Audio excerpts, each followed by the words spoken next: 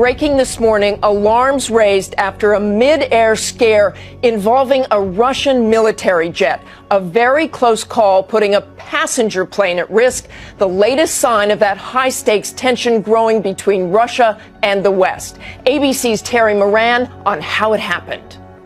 Russian military jets like these have been probing deeper and deeper into NATO airspace over Europe in recent months, and yesterday, a near disaster.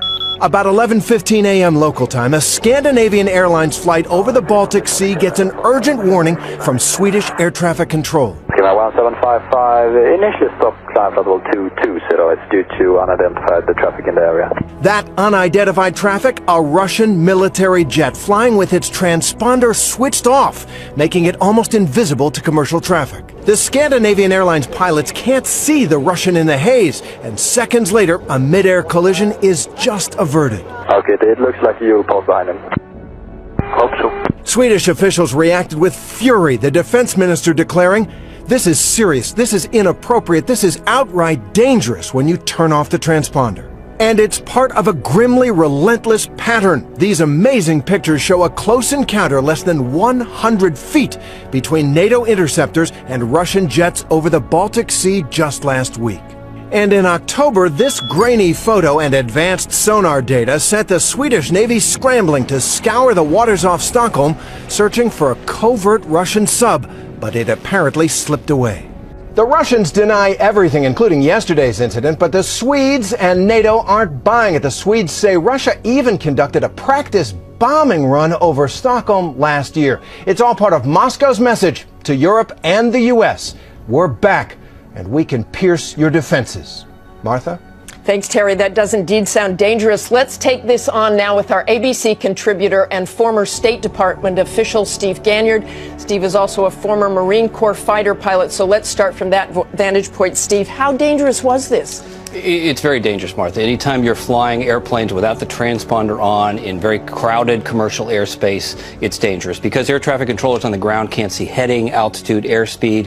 And you remember in the previous incident, we came within 300 feet of a Russian airplane and another SAS aircraft. So it's very dangerous. There have been a lot of these intercepts lately. There was a Dutch F-16 that intercepted a Russian plane just a short time ago. Take us through that and what was happening there.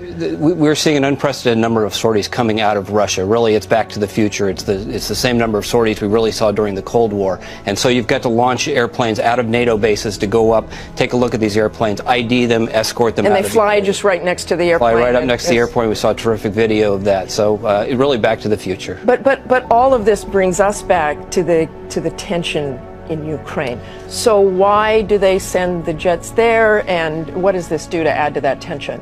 Mr. Putin's doing the best he can and playing a weak hand. So by going up in the Baltics and creating tension up in the Baltics, he does two things. He deflects public opinion up towards that part of the world. He pins down NATO air forces up in the Baltics, while meantime he continues to build this greater Russia, build that land bridge to Crimea in the Ukraine. Well, it also seems like an incredibly dangerous time going forward. It's a very bad time for Russia. They're in economic crisis. So what's your prediction going forward? What do we have to do? It is a dangerous time. The ruble has tanked 40%. If the Russian economy isn't in a recession, it soon will be. The Russian economy is totally dependent for revenues on oil, which have dropped 40%. Sanctions are biting. And so this is a very dangerous time. Russia is wounded. And we could see Mr. Putin do something that would jack the price of oil up by manufacturing some sort of an incident somewhere else. And if he were going to do that, the Baltics would be a good place to start. Just one more thing to keep our eye on. Thanks very much for joining us, Steve. Well, Swedish defence officials are describing this as a fairly serious incident involving a commercial airliner and a Russian military plane. Sweden's Air Force chief saying that the Russian aircraft, later identified as an intelligence plane, nearly collided with the passenger jet in international airspace to the south of Sweden on December the 12th. He said the transponders on the Russian aircraft, which make it visible to commercial radar, had been switched off, describing that move as dangerous and inappropriate. Well, in recent months, Russia has been dramatically expanding its military military presence, particularly in the skies over the Baltic Sea, prompting comparisons with the Cold War and concerns about possible mid-air collisions. On this occasion, though, Russian officials are rejecting the allegations of a near miss.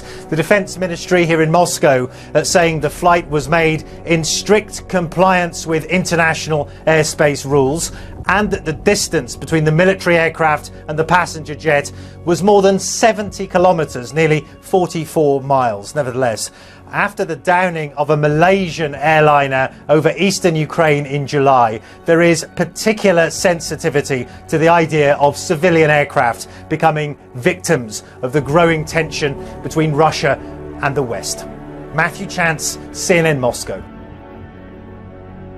Another Russian plane came way too close to hitting a commercial flight, according to officials in Sweden. Of course, Russia denies it. Swedish military officials claim it happened on Friday above the Baltic Sea. They say here's how it went down. The Russian plane's transponders were turned off, meaning commercial radar couldn't detect it. Back in March, Swedish officials said that a Russian plane came within 300 feet of a commercial flight from Denmark. Meantime, there's word now that Russia is still stocking up on military weapons and equipment, even though officials there predict that this country is headed for a recession next year. Swedish researchers say Russian defense companies saw a 20% increase in sales last year, even though sales dropped by 2% worldwide. The Russian President Vladimir Putin has said that he plans to spend $700 billion over the next 10 years to bring his military up to date. Let's bring in Adam Morelli. He's a former State Department spokesman who has also served as ambassador to Bahrain. Mr. Ambassador, thank you. Good to see you again. Thank you, sir. Where the heck is he going to get $700 billion? Well, he's got the world's largest oil and gas reserves, so that's going to continue. Prices are down there, Mr. Ambassador. Sure, but then you can still buy a lot of weapons with even with the price at under $70. But obviously, the Russian people are going to suffer.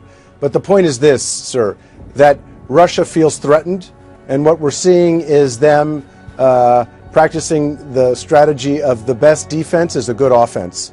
And they're telling the West and they're telling the world that you mess with us at your peril. How should we be reacting to this? And by we, I mean the rest of the world. Well, I think what you're seeing with NATO and Europe and the United States is the right response, which is not to back down, but not to unnecessarily provoke. I mean, we often use the term bear to describe Russia. You don't want to corner a bear because they'll strike out.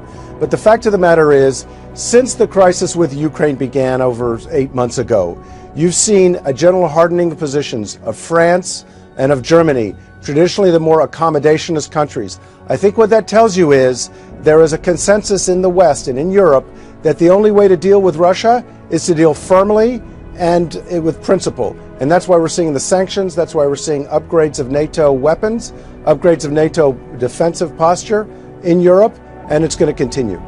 Is it your sense that he's trying to put together pieces of the old Soviet Union, and if so, do you see a way that he could be stopped? Yeah, I think there's a pattern here. In 2008, Georgia talked about joining NATO. Mm-hmm. And in the same year, Russia invaded Georgia, and they hived off 2 parts of Georgia, South Ossetia and Abkhazia. Now those what were parts of Georgia are now parts of Russia. Same thing they did with Ukraine in the Crimea, and now in eastern Ukraine. What that tells you is when countries on Russia's borders that used to be part of Russia become too close to the West, Russia sees that as a threat to its national security and its borders, and it will take actions to defend them. So what's the solution? The solution, I think, is, number one, not to back down. Number two, to provide sufficient security guarantees or security promises to Russia that they don't need to worry. But that's a hard sell to this president. One final point, sir. Go ahead. Yes, sure, please. I would say that we talk a lot about ISIS. There are those who argue that Russia is a greater threat to the West than ISIS is. Why? Because you have a sovereign country unilaterally redrawing the borders of other sovereign states. That is a very destabilizing thing, much more destabilizing than religious extremists in failed states. Former Ambassador Adam Morelli, it's nice to see you again. Thank you.